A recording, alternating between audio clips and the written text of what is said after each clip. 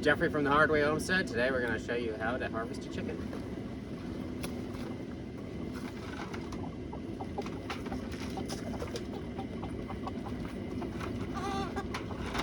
It's good to have helpers.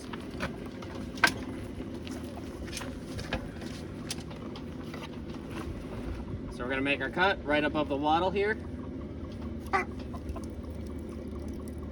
We want to try to keep the esophagus intact so the respiratory system can keep working and it can continue to pump the blood out.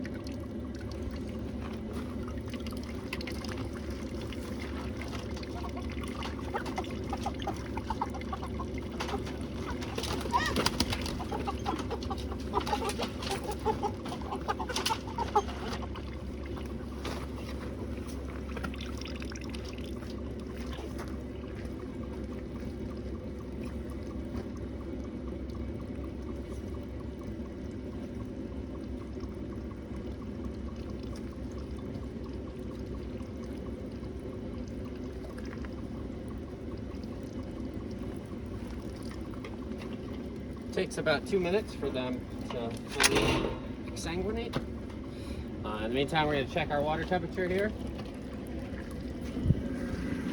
We want it between 145 to 150 degrees.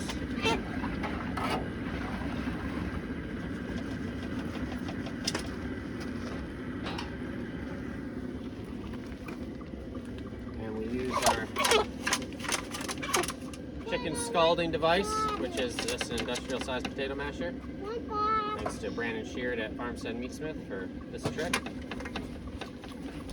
So I want to let them go through their death throes.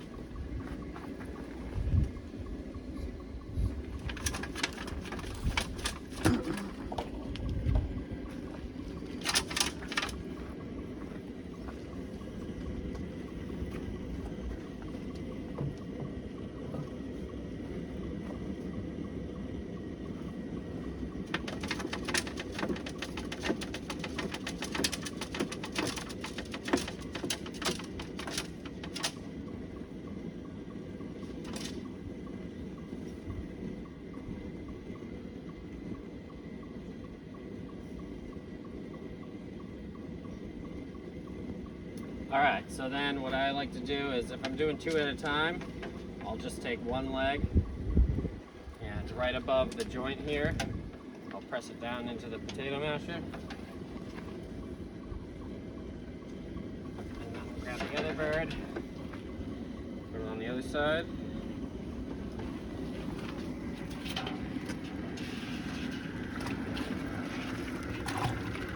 And then you want to make sure to agitate as you're going.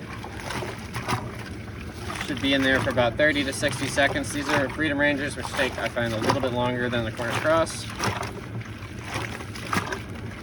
because they have more feathers. There's a little bit of dish soap in there, and that just helps break the surface tension of the water, so it makes water more wet. Help get into the feathers. And I keep my potato masher angled up so they don't fall out.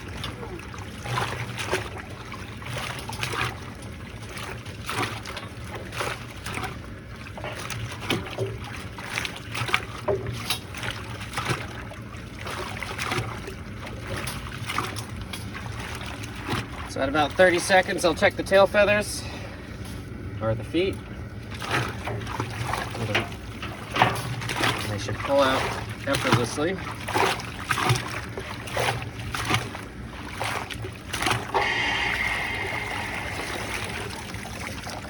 Should be good.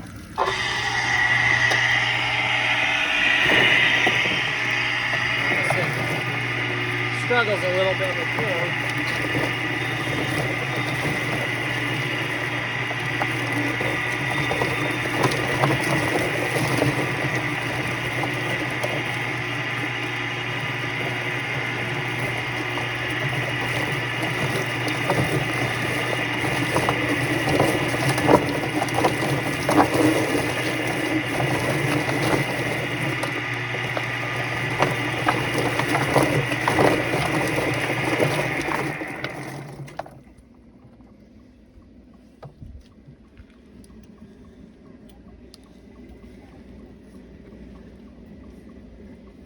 And with the Freedom Rangers, they're a little bit harder to pick.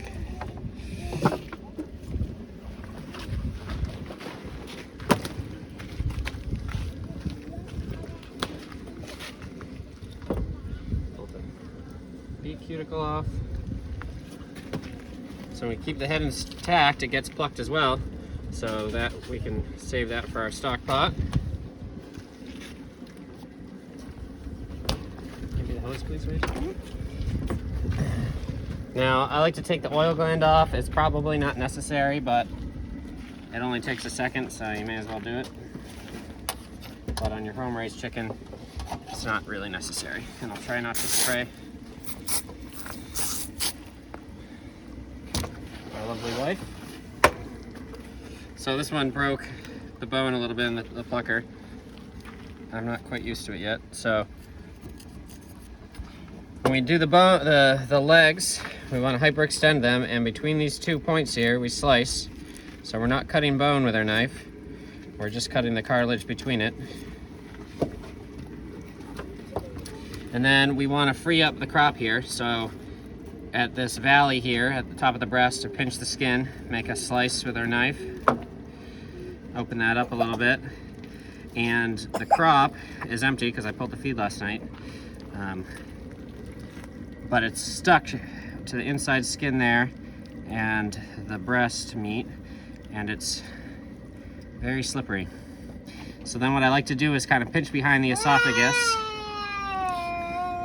and get my finger in there and pull that out, and I sometimes wrap my finger around it.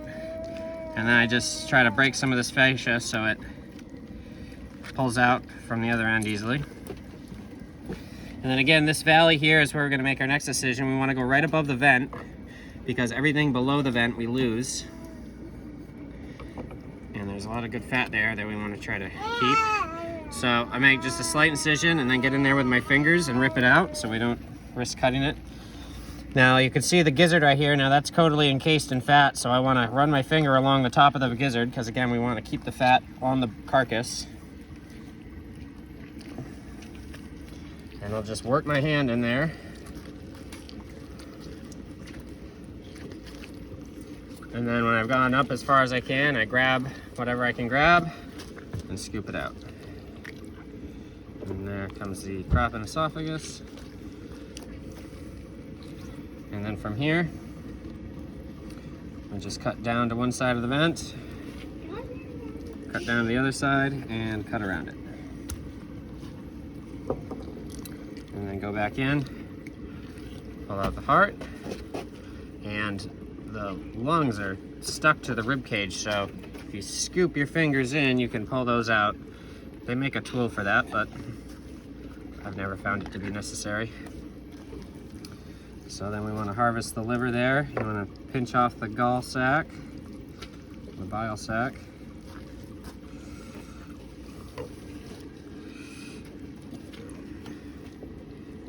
There we go. Heart and liver. So then we'll want to just rinse, give the part a good rinse.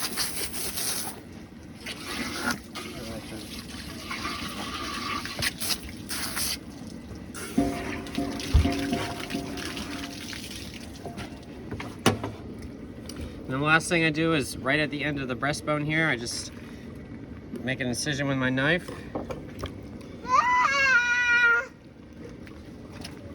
And fold the legs into that. I like to leave the neck because some people, you can cut it off if you want, but crispy neck skin is delicious. So there we go. And we just throw it in the icy water to cool that carcass off. And that's it.